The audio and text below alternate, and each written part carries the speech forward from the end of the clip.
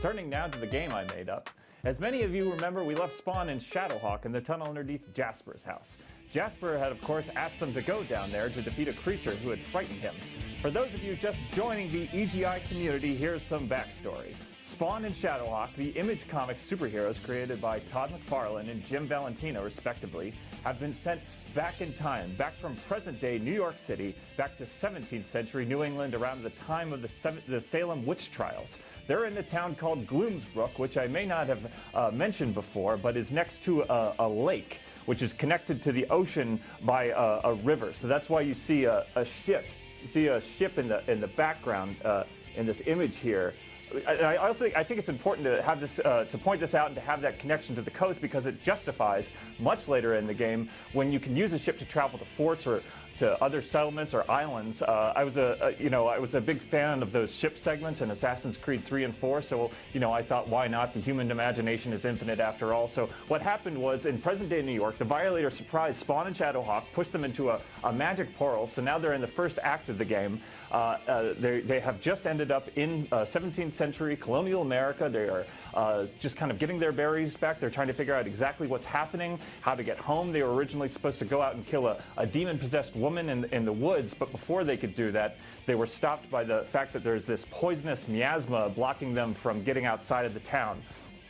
And they don't, so they can't get out. They need a special talisman. But this character Jasper that has sent them into his basement, he sells these talismans that they need to get out of the town, but they don't have any money because they just showed up out of time. So of course they have to complete a task for Jasper in order to get the talisman, which is why they went into the basement to meet the creature. So I want to make sure that we catch up as many people as possible. So let's go to the phones and see if anybody has any questions about this game that I made up. Before we get any further, I don't want anybody to get lost. We do have some people joining us in the electronic game information community for the first time. Let's take, hello, you're on the air with electronic game information. Do you have any questions about the game that I made up? Oh, yeah. Sorry, my screen was lagging kind of behind, so I'm not sure what you covered, but I wanted to know where Shadowhawk and Spawn were going next, I mean, like... Well, we're going to get to where they're going next, but for now, I think you just need to think about like where they are currently, which is in the basement of a man's house. They've kind of gone into the basement. They've gone into these series of tunnels underneath Jasper's house, and because he had been down there and he had heard some sounds, so he was very frightened, and they needed to go and investigate. And what they found down there was a horrifying creature, which they now have to defeat. And this is the first time that we're in a sort of enemy encounter situation. Oh, wow, that's great. Man, I think the way that you built up to that encounter, too, like with how the story's been taken so far, and all the NPCs and the dialogue, just fantastic. I'm so glad you started out with your game that you made up, because, man, I was just waiting to hear about it. That's why we're doing thrilling. this. It's a big game. It's a massive world that we're trying to create here, so I think it's important that we take the time to really explore things. And thank you very much for your call. Thank you. Have a wonderful rest of your night. Hello, you're on the air with electronic game information. We're talking about the game that I made up. Do you have any questions about the game that I made up so far? We're just trying to catch people up, making sure that everybody's on the same page. Hello? Yeah, what's going on in the basement? What's going on in the basement is that there's a creature down there that has been frightening Jasper. Okay. Yeah. Is Jasper going to be okay with going down there? Well, he doesn't go down there anymore. Well, that's why he's sending Spawn and Shadowhawk down there, because Spawn and Shadowhawk need this talisman to get out of the town, you see. So in order to, and they don't have any money, so in order to get the talisman from Jasper, it's a bartering kind of situation. You understand? I see, yeah. Yeah. So as soon as they defeat the creature, and we can assume, because it's quite early in the game that they're going to defeat the creature, they're going to get the talisman, and then they kind of go on to the next main storyline quest, which is... the main storyline quest, the reason that they need the talisman. So are you going to how are you going to start the quest? Where do you start? Okay, so the reason that they need the talisman. So if you remember, there was another character that they met when they first got to 17th century America. Do you remember his name? No. It was Zadok. And Zadok used to live in the woods with his wife. And they lived way out far away from the town. They had their own little house. But something happened, and Zadok's wife got taken over by a demon and chased him away. And so he's been living on the streets in Gloomsbrook. Oh, okay. Got that? And when they arrive in Gloomsbrook, he's the first person they meet. He tells them his life story, and then they take pity on him, and they decide to go and kill his demon-possessed wife. But they can't get out of the town because of the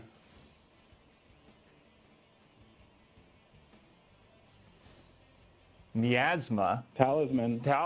The talisman gets them through the miasma, because if they go out there, they're just, it's like in those Metroid games when you jump into lava before you have the extra armor that will protect you from it.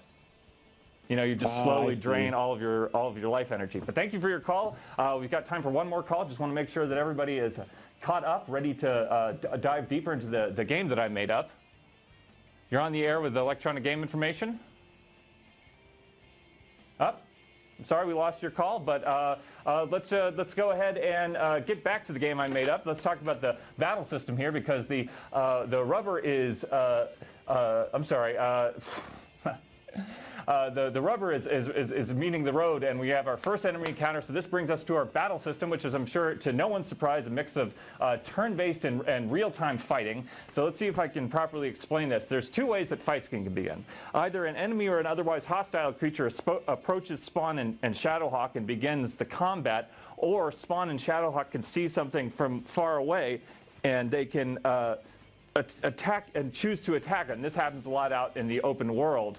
A lot of times when you're on side quests, like a lot of side quests, for instance, in one side quest they might have to go and find some beaver pelts for a French trapper named Marcelle. And Marcelle is always all like, oui, I will tell you a little bit about my strange and terrible life, since you also seem strange and terrible. But what is the world if not a terrible thing stumbling over itself over and over in its painful journey to the very end of time?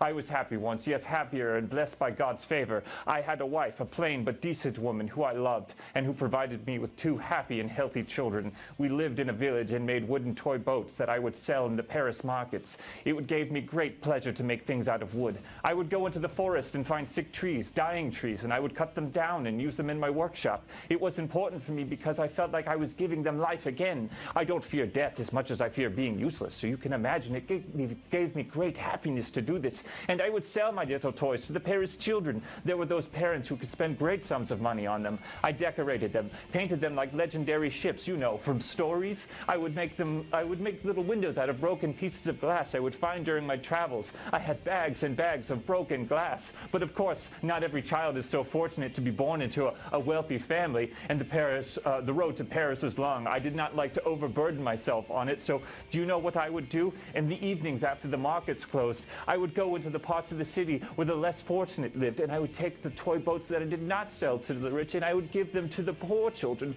It made me laugh because I would give them away for nothing except for to see the children's eyes light up when I handed them my little boats. And if we're being honest, I would take great satisfaction in knowing that the rich would pay a high price for something I was willing to just give away. You can see I was a happy man then. Yes, I was a very happy man. I went to church and I thanked God for everything. I was a small man in a big world, but I felt useful and complete. That was before the priest came to our village. The old man I had known since childhood passed away quite suddenly one winter.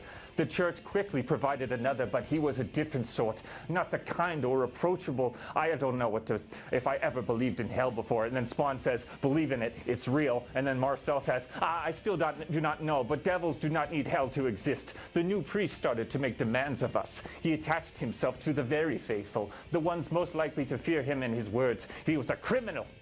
He would make them do things, give him money and wine. And I believe some of the women gave him a great deal more. He was a perversion. It wasn't long before his helpers started to come around. They wore robes and they claimed to be his students, but they were criminals. They would make so many unreasonable demands. They would knock on doors, and if no one answered, they would just take what they wanted. It was a sin. A sin, I tell you, a sin to do these things to the people of my village. We did not deserve to be robbed by men wearing the clothes of the church. They were never satisfied. There was a family with a sick daughter, and the priest's men took away the soup. They took the pot right out of the fire and said it was for the glory of God. And when the mother and father protested, the men beat the father senseless. The soup was for a sick child. Never. You see? Devils. Not with hooves or wings, but with men's feet. Men's feet walking up and down the street, and eyes always looking. This was France. There was soon a deal of fear in our village. I did not go looking for dead trees in the forest. I was worried to leave my family alone. And then Shadowhawk says, compelling story, old man. What I want to know is, what are you doing here in America in the middle of the woods? So let's take some calls in case anyone has any questions about Marcelle. Marcelle is going to have a pretty significant role to play. There's a pretty large kind of like side quest storyline attached to Marcelle and the Pelts and a version of Notre Dame built out of bones and animal skins. Hello, you're on Electronic Game Information. We've just been introduced to Marcelle. We took a kind of a break to talk about Marcelle. We were talking about the battle system. Now we're talking about Marcelle. Do you have any questions? Yeah. I wanted to know what the name of the game you made up is. Well, we're going to get to that a little bit later in the show, but if you do have any questions about Marcelle or sort of about the direction a lot of this is going, now's the time. You know, like what's your ultimate goal with this story? You know, like what are the feelings you want the audience, like the players, to feel while they play your game? Well, that's a great question. I mean, I think there's a couple things going on. The first is that I think that people want to be people are excited about the possibility of playing as Spawn and or Shadowhawk, and I think that bringing the two together in a single game, a big open world action RPG that brings a lot of references from the 1990s Image Comics universe into that type of a subgenre, I think that that's going to be a big thrill for a lot of people. But in terms of, you know, I want people to feel, I want people to get thrilled. I want people to feel a little bit of fear. But I also, you know, what the game is really about is just having a good time.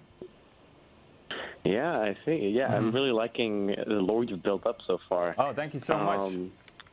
Yeah, man, I really love it. And do you have any more like NPCs on the line for us? There's going to be a few more NPCs introduced as we kind of go through the entirety of the game. But for tonight, we're just going to focus a little bit on Marcelle. Do you have any questions about Marcelle? Marcelle, like, it's just such an intriguing character. You know, I mean, I wouldn't like know where to begin. Well, I mean, have you played something like Witcher 3? I have. You know, like the Bloody Barons like storyline. Yeah, yeah. So it's kind of, you know, I don't want to spoil too much, but there's like some similarities there. I take some inspiration. I mean, like, you know, nothing new under the sun. I'm not going to try to say I'm some sort of like genius or anything like that. Yeah. All right. Well, thank you so much for your call. Next caller, you're on the line with Electronic Game Information. We just got introduced to Marcelle, the man with the beaver pelts, the French trapper with a tragic story. Do you have any questions? Yeah, I'd like to hear more about his family. Well, you know, it's a sad thing. What happened was Marcelle, and you know, this is sort of I'm trying to make a kind of condense a very long story into something a bit shorter, but you know. The priest and his bad men killed Marcelle's family, and then the priest fled to America. And so Marcelle's been chasing the priest. Yeah. And the priest has now gone in league with the demons from Spawn's universe, like the Malvosia kind of family of demons, that circle of hell. That's really interesting. So he's up there. So Marcelle knows that he can't approach those people yet, but he doesn't know who Spawn or Shadowhawk, what their deal is. So he's just kind of gonna make them get beaver pelts for a while. Is there ever more continuation with that? Does he ever find out more about Spawn and Shadowhawk? Oh, absolutely. And who they are? I mean, you know, the game takes this. This is one of the main secondary quests to the game. It's less about, you know, moving the main story line forward as much as it's more about just like making sure the game. There's a couple of options in terms of people wanting to kind of build up the world around that main storyline. That's perfect. I'm so excited for this. All right, thank you for your call. I really appreciate your enthusiasm. We think we have time for one more caller. Hello, you're on the air with Electronic Game Information. We're talking about the game I made up. We've got a few kind of nice words, a couple good questions about Marcelle and where that storyline could be going. Probably gave away a little bit too much, but you know, we get into the mood with these things, and we just we get a lot of energy. It's hard to bottle that up. Bottles, so many bottles. I have a question. I'm concerned with the female representation in your game. There seems really not to be any, except for the one really evil, terrible person in the game. That's honestly, it's a very good point, and you know, it's something that I'm trying to be very aware of. I will tell you that Angela from the Spawn universe would eventually be showing up as as well as a number of the female characters from Wildcats. But those are a little bit farther in the game. They're not just your token kind of like damsels in distress. They're all incredibly powerful women. That's good, as long as you're working on it and you're conscious of, you know. I'm very. I can't tell you how much I appreciate that. In fact, next time we kind of dive into this stuff, I'm going to make sure that we cover that in a way that gives it the respect it deserves. Yeah, and even Marcelle. I mean, he could be Marcella. You know, that character could be reworked. You know. I'm open to it. We'll go back to the drawing board once we're off the air, and we'll talk about these things a little bit more. But thank you so much for your call.